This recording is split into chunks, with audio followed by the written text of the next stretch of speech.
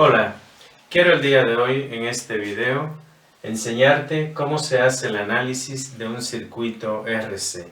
Un circuito que contiene un resistor y un capacitor conectados en serie.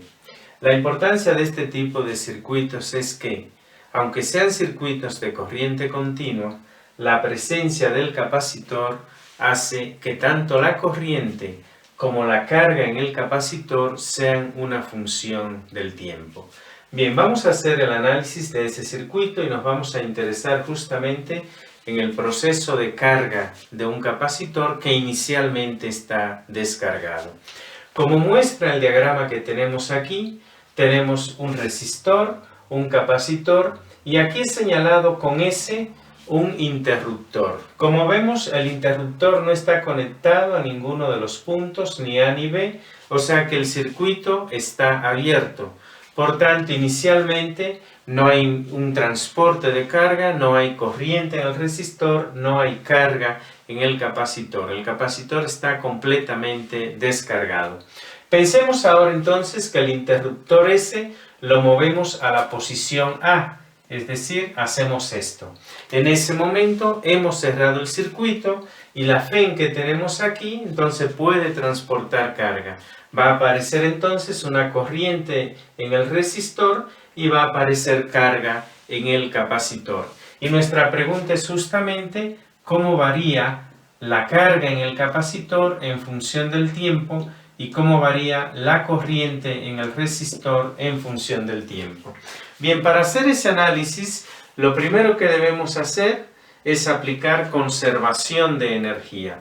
Pensemos que en un tiempo de t, esa FEN que está ahí transporta una carga de Q. Por tanto, se hace un diferencial de trabajo. Ese diferencial de trabajo que hace la FEN está dada como el valor de la FEN por dQ. Ese es el trabajo realizado por la FEN en un determinado tiempo de t. Y ese trabajo que la FEN hace va a aparecer como un diferencial de energía disipada por efecto Joule en el resistor, porque ahora hay una corriente que atraviesa el resistor, y ese diferencial de energía que se disipa por efecto Joule está dado como I cuadrado R dt, de esa forma. Y va a aparecer un diferencial de energía potencial electrostática almacenada entre las placas del capacitor, y ese diferencial de energía potencial electrostática está dada como Q sobre C de Q. Quiero llamar la atención de dónde sale ese término Q sobre C de Q. Lo que pasa es que la energía potencial almacenada en el campo eléctrico en las placas de un capacitor está dada como Q cuadrado sobre 2C, de esa manera que está ahí. Por tanto, un diferencial de energía será igual a un diferencial de Q cuadrado sobre 2C. Si nosotros hallamos el diferencial de esto que está aquí, lo que tenemos es 2Q diferencial de Q sobre 2C. El 2 se elimina y queda Q sobre C diferencial de Q. De ahí viene el diferencial de energía que se almacena en el capacitor en un tiempo de t. Bien, partiendo entonces de esta expresión que está ahí, podemos nosotros dividir esa expresión entre dt y lo que vamos a tener es E por I, porque dQ entre dt es I. Eso igual a I cuadrado R, aquí el dt se elimina y aquí va a quedar más Q sobre C por I. En esa expresión nosotros podemos eliminar I en todos los términos y nos va a quedar entonces que es igual a IR más Q sobre C.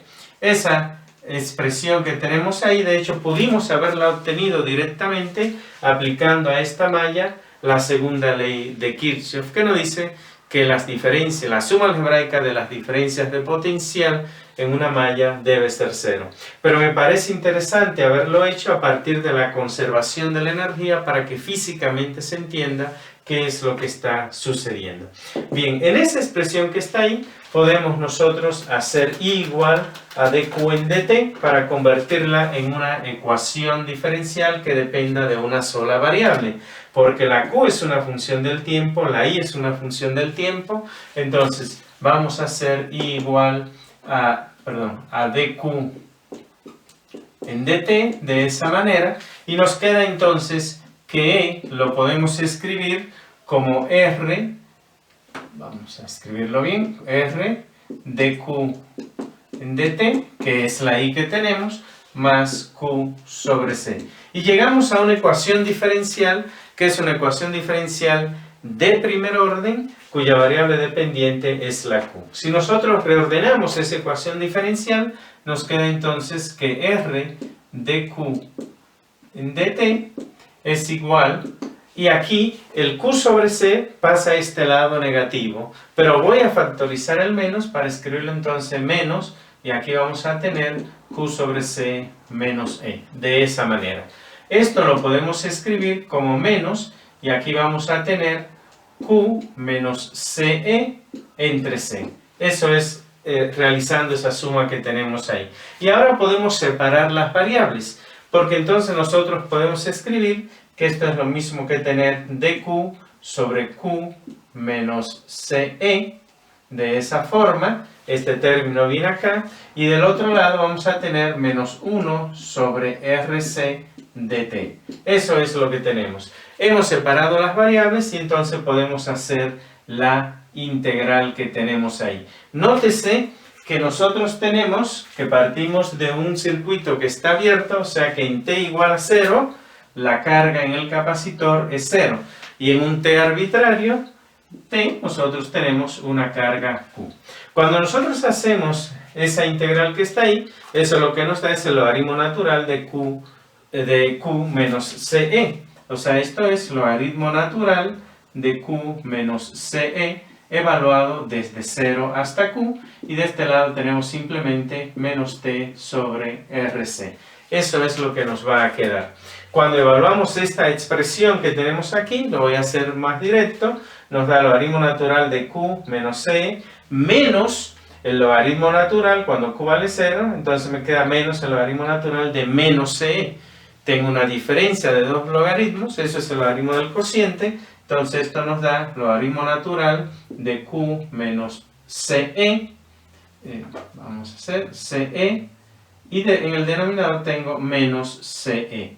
Y del otro lado tengo menos t sobre rc, porque cuando yo evalúo esto, directamente me daba t sobre rc.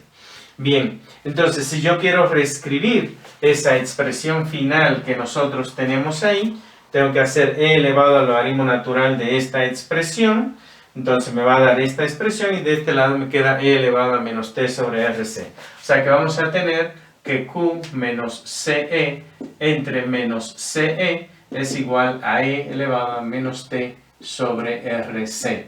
Y finalmente, ese menos ce pasa al otro lado multiplicando. Este lo pasamos sumando, factorizamos, y nos queda la expresión q igual a ce factor de 1 menos e a la menos t sobre rc. Esa es la solución de esa ecuación diferencial. Y esa expresión que está ahí nos da cómo varía la carga en un capacitor, en un circuito RC, donde tengo un resistor y un capacitor en serie. El capacitor estaba inicialmente descargado, cerramos el interruptor y el capacitor comienza a cargarse. Comienza a cargarse a través de esa, o dado por esa expresión que está ahí. Bien, vamos a analizar un poco esa expresión que está ahí, porque es muy interesante lo que contiene. Lo primero es el término RC que aparece aquí. Nótese que RC aparece en un denominador dividiendo a un tiempo. Por tanto, como en un exponente, como el denominador de ese exponente, donde en el numerador tenemos un tiempo. Por tanto, RC debe tener unidades de tiempo. ¿Por qué? Porque el exponente debe ser adimensional. Vamos a probar que efectivamente RC tiene unidades de tiempo. No es difícil de verlo. R es la resistencia, entonces es ohm, y C es la capacitancia, es faradio. Esas son las unidades de RC. Ahora, ohms, si nosotros lo relacionamos a voltaje y corriente, eso es lo mismo que tener voltios sobre ampere. Y faradio es lo mismo que tener faradio es lo mismo que tener coulomb sobre volts, de esa manera. Por tanto, el volts lo podemos eliminar y eso queda que es coulomb sobre ampere. Pero esto es lo mismo que tener coulomb sobre segundo, porque ampere es eso y por tanto eso tiene unidades de segundo. Es decir, RC representa un tiempo. La pregunta entonces es, ¿qué tiempo es RC? ¿Qué es lo que físicamente nos da RC? A ese valor de RC, en un circuito como este, se le llama la constante de tiempo o constante capacitiva de tiempo del circuito. O sea, RC, que lo vamos a denotar como tau sub C, entonces se llama la constante de tiempo capacitiva del circuito. Ese es un valor importante que aparece de manera natural cuando nosotros resolvemos un circuito RC. Ahora, ¿qué significa físicamente esa constante de tiempo? Veámoslo aquí. ¿Qué significa cuando ha pasado un tiempo t igual a tau sub c? O sea, esa expresión que vemos ahí, muchas veces en los libros también la vemos escrita como q igual a c por e, a c factor de 1 menos c a la menos t sobre tau sub c. Lo podemos escribir de esa manera. Entonces, la pregunta es, ¿qué sucede cuando t es igual a tau sub c? Si nosotros hacemos análisis aquí, lo que vemos es que la carga es igual a c por e, factor de 1 menos e a la menos 1. Eso es lo que nos va a quedar, porque t es igual a tau sub c. Si nosotros vamos a la calculadora y hacemos e a la menos 1, lo que vamos a encontrar es que eso es 0.37 aproximadamente. Por tanto, 1 menos 0.37 da 0.63. Eso lo que quiere decir es que la carga es igual a 0.63 de CE. ¿Quién es CE? Este término que está ahí es lo que se llama la carga de equilibrio del capacitor. CE es la carga de equilibrio en el capacitor. Entonces, lo que tau sub c nos dice es que cuando tengo un capacitor inicialmente descargado, cierra el circuito, se comienza a cargar, cuando ha pasado un tiempo igual a tau sub c, el capacitor se encuentra al 63% de su carga de equilibrio. Eso es lo que significa eso que está ahí. Ahora bien, otro dato interesante que esta expresión nos da es que podemos inclusive graficar cómo va cambiando la carga en el capacitor. Vamos a hacerlo aquí. A final de cuentas, tenemos una expresión que nos da cómo varía la carga en función del tiempo en el capacitor. En un capacitor que se está cargando, estaba inicialmente descargado. Veamos qué sucede en esa expresión que está ahí cuando t es igual a 0. Entonces, para t igual a 0, si nosotros hacemos esta expresión que está aquí, eso me da 1. Es exponencial que está ahí. Entonces, 1 menos 1, 0. Eso quiere decir que para t igual a 0, la carga es igual a 0. Como efectivamente lo suponíamos, partimos de eso, de que el capacitor estaba descargado. ¿Y qué sucede cuando t tiende a infinito? Para t tendiendo a infinito, entonces lo que vamos a tener es que esa exponencial negativa tiende a 0. Por tanto, la carga en ese caso tiende a un valor que es CE, que es lo que se llama la carga de equilibrio del capacitor. Eso quiere decir que si nosotros graficamos en función del tiempo cómo va la carga en el capacitor, lo que vemos es, tenemos aquí un cierto valor de equilibrio, que es el valor CE, que parte de 0 y aumenta exponencialmente hasta irse hacia una asíntota, que la asíntota es justamente su carga de equilibrio. Eso es lo que representa. Ahora bien, podemos también analizar cómo es la corriente en el resistor. Si nosotros derivamos Q respecto de T, eso nos da la corriente en el resistor. Entonces, si hacemos esa derivada, lo que tenemos es CE.